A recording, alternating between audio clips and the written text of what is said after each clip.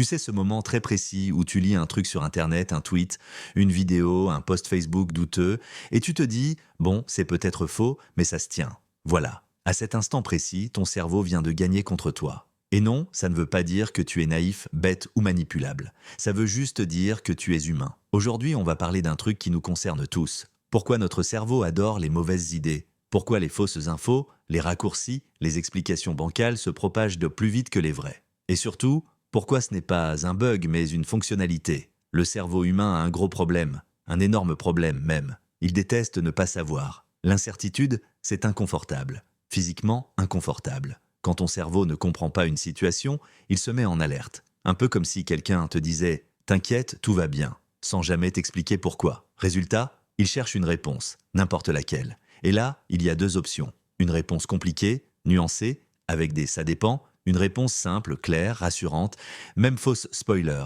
Le cerveau choisit presque toujours la deuxième. Les mauvaises idées ont trois avantages énormes. 1.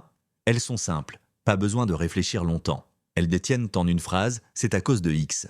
Ils nous mentent, tout était mieux avant. Le cerveau adore, deux elles donnent un coupable. Quand il y a un responsable clair, l'anxiété baisse, même si le responsable est imaginaire ou beaucoup trop simplifié. 3. Elles donnent l'impression de comprendre et ça, c'est extrêmement satisfaisant. Le cerveau se dit « Ok, j'ai compris », même quand il n'a rien compris du tout. Prenons un exemple très simple, quelqu'un te dit « Si tu veux réussir, il suffit de te lever à 5 heures du matin ». Est-ce que c'est vrai? Pas vraiment. Est-ce que c'est séduisant? Énormément. Parce que ça transforme un problème complexe, la réussite, le travail, le hasard, le contexte, en une action simple. Et ton cerveau adore ça. C'est pareil avec les théories complotistes, les pseudo-conseils miracles, les explications ultra tranchées sur des sujets complexes. Plus c'est simple, plus ça circule. Et là, c'est important. Ce mécanisme ne touche pas les autres. Il touche tout le monde, les jeunes, les vieux, les diplômés, les experts, moi, toi, même les gens très intelligents. Pourquoi? Parce que l'intelligence ne protège pas de l'inconfort. Un cerveau brillant reste un cerveau qui n'aime pas le vide.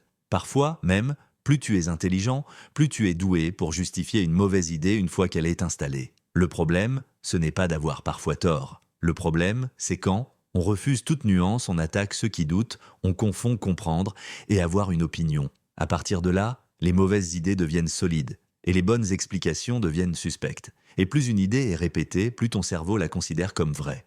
Même si elle est fausse. La vraie intelligence, ce n'est pas d'avoir une réponse à tout. C'est d'accepter de dire « je ne sais pas ». Et franchement, dans un monde qui hurle des certitudes en permanence, dire « je sais pas », c'est presque un acte de résistance. La prochaine fois que tu entends une explication trop simple pour un problème compliqué, pose-toi juste une question. Est-ce que c'est vrai ou est-ce que c'est juste confortable? Si cette vidéo t'a fait réfléchir ou juste douter un peu plus que d'habitude, tu peux t'abonner. Ici, on ne promet pas des réponses simples, mais on essaie au moins de poser les bonnes questions.